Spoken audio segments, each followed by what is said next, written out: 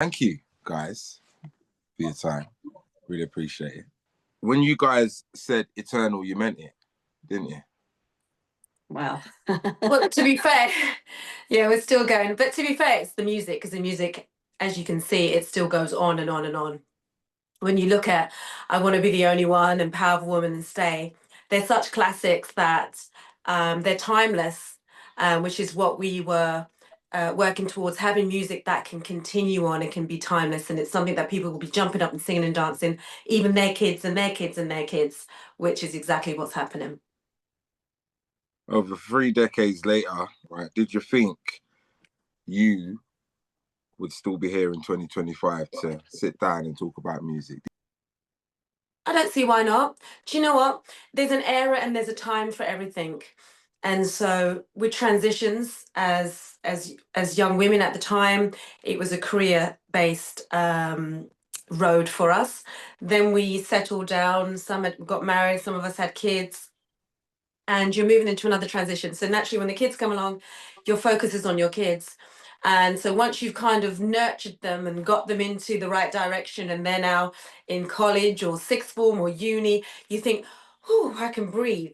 Let's see what's out there.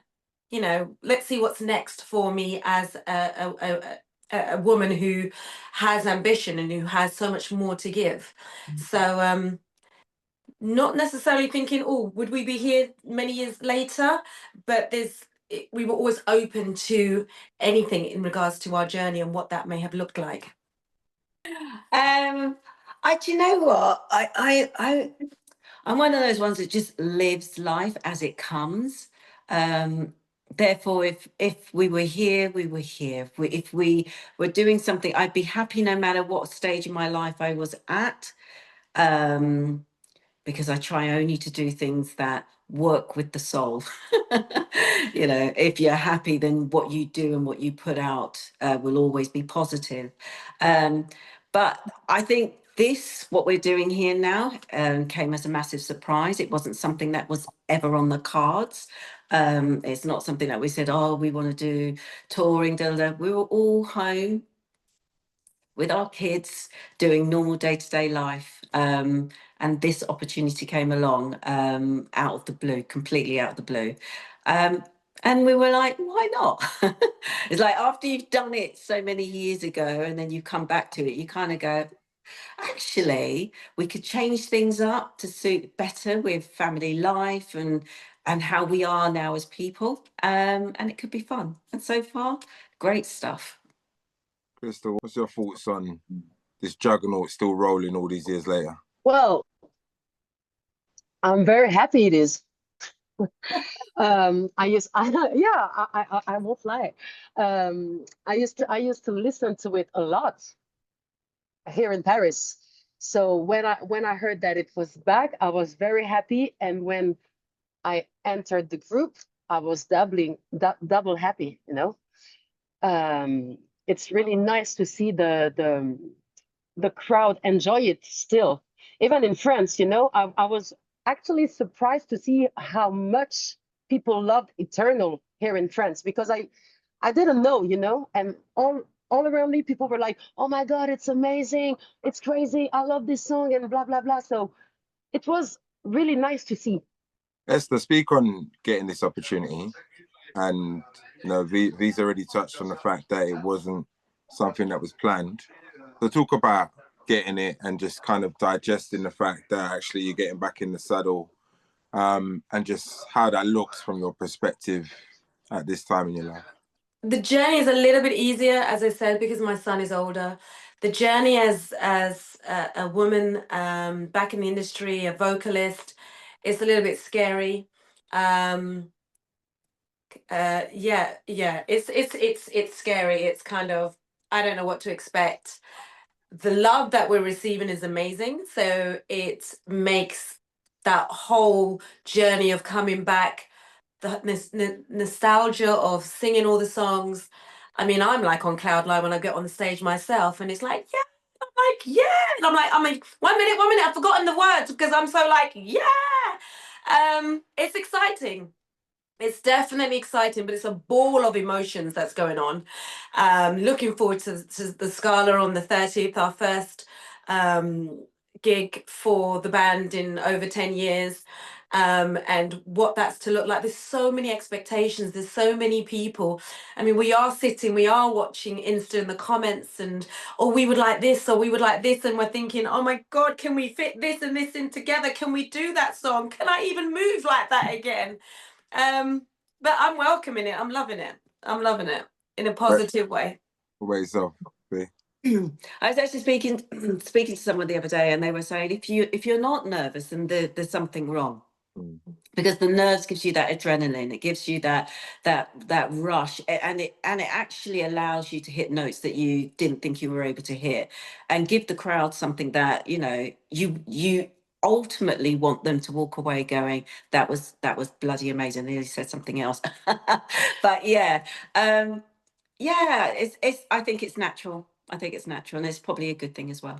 Not all could come back and do what you're doing now, because you've got the fan base, right? Speak to that fan base sticking with you and growing in that organic way in I guess what the internet allows now. Wow. Well, the internet, that in itself allows us to be a lot more closer, a lot more intimate, get to know our fans even more. Not like we didn't back then. Back then it was slightly different. Like they would be, be place to place, and we go, remember seeing all the usual faces that would come and support us at every TV show, every gig that we did. They've been amazing. And when I do see them out in the audience, I'm like, oh my God. When you say they've grown with us, they absolutely have. Some of them have kids and they bring them along. We've got a couple of fans that have their younger brother or their sisters, and they come along as well. And we're like, oh, okay, so we're touching a new generation as well. Our fans are amazing. I say that every time. And it's nice. It's nice now that we can reach them so easily over like an Instagram post, and we can say hi, and likewise we communicate. Love it. Yeah, speak to that, Esther, in terms of just the difference in the dynamic between how you engage with your fans now and how you did back in the day. I think, well, I love both ways. It's nice when you see them come to gigs or to occasions, and you can have that face-to-face, that one-to-one. Nothing beats that, to be fair. But equally, there's only so many people you can reach at one time. And so when you get these lovely comments or hearts, it's nice to be able to have the ability to respond and show them, yeah, I did see that, and yeah, I do appreciate that comment, or thank you for saying that, or thank you for coming, or I'll think about that song. Yes, we'll add it to the list. It's nice to have that interaction, which, yes, way back in the day was not present.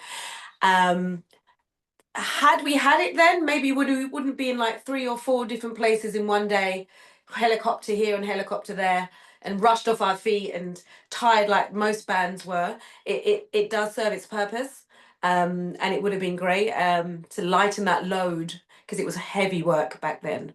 But it's nice to be in that position. Crystal, would you like, and welcome the opportunity to get creative in this stint back in the limelight, as it were, and to, get back in the studios? And I direct this one at you on purpose. So I'm not going to go to the other two just yet.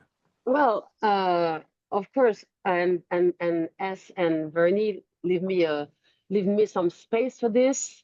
They're always very open to what I have to bring. So yeah, and I would love to work with them. Like, hopefully that's what's going to happen. And I can't wait. I can't wait for this, to see the whole process of how they're writing, they're making melodies and stuff, because we've never done this for now. So I can't wait. Hopefully it's going to be soon. And yeah, I'm creative. So they know I'm writing, they know I'm composing and stuff. So I think it's going to be a good blend. Yeah. There's going to be a clamour. You know that, right, Esther? Vernie, you know that, don't you? I know, and I deliberately gave you a bit of a breather to get your thoughts together before I got to this point where I asked the question, is there going to be some new music? We'll get to the classics in a minute, right? But is there going to be some new music? Have you felt that urge, or are you comfortable where you are right as Vernie said, we started off with this comfortableness. Yeah, we're just riding, you're just trotting along on the horse, Then the horse started to gallop.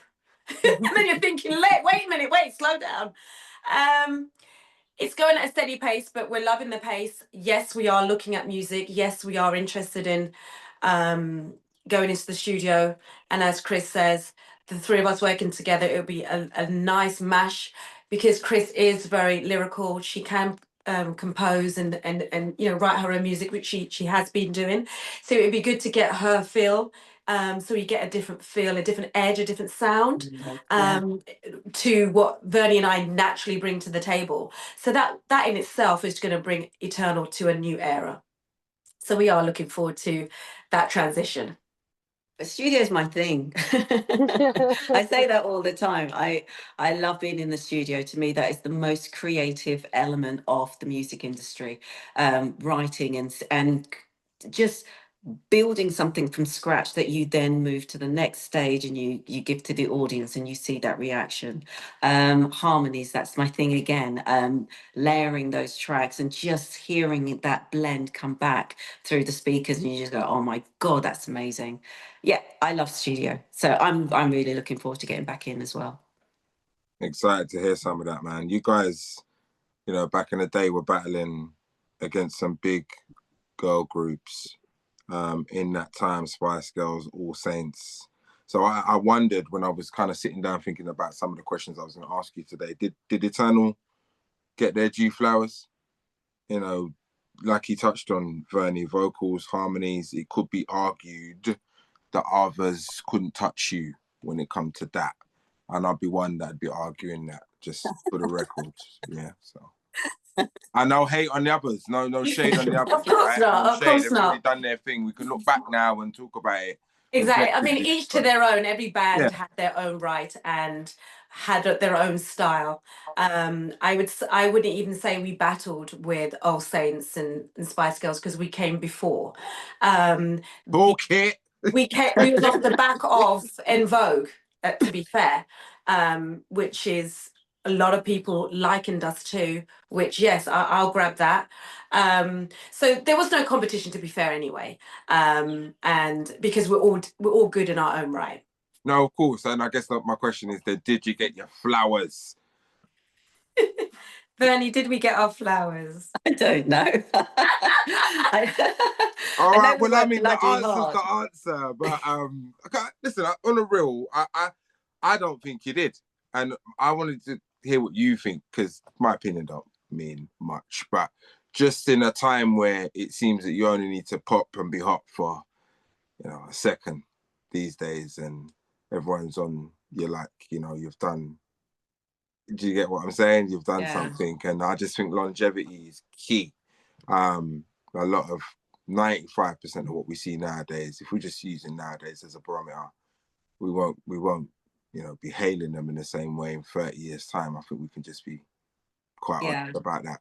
So I just, looking through it, I wondered, a lot of the noise in pop, especially with R&B is concerned, came after you guys. You mentioned On Vogue, that was a level and a standard that, we up there. Yeah, that was that was it. And then you guys came hot after that, and I wondered if, obviously I grew through it, so the market wasn't ready for you, wasn't ready for R&B, wasn't ready for the raw talent that you were, but did well with the opportunities that were existing at the time, right? Yeah. So I just wondered, looking back on that, if you felt like people have stopped to say, but hold on a minute, Eternal did their thing, you know what I mean? They were maybe ahead of their time. I definitely say we're ahead of our time, because even the Entitled album, What You Gonna Do, Sunday Morning, when you listen to those tracks, they're so current. They're so 10 years ago, but they're still so current. You could drop that now as a single. I would say Eternal's lifespan was cut short. There's so much more that we could do. And at the time we were cut short, it was just when Destiny's Child came in. And had we had continued, it'd be questionable, where would Destiny's Child be? Because we were the Destiny's Child, as it were, for the UK. But there's a lot more that Eternal had and still does have to give. And hence why it's so much easier to come back and redo and come back with a new album when that time comes, and create new music, because the groundwork, the basis is still there in every way. Bernie, the groundwork, just to follow on from that, it's a great segue in terms of preparing the mainstream for R&B produced here, homegrown. Yeah. By,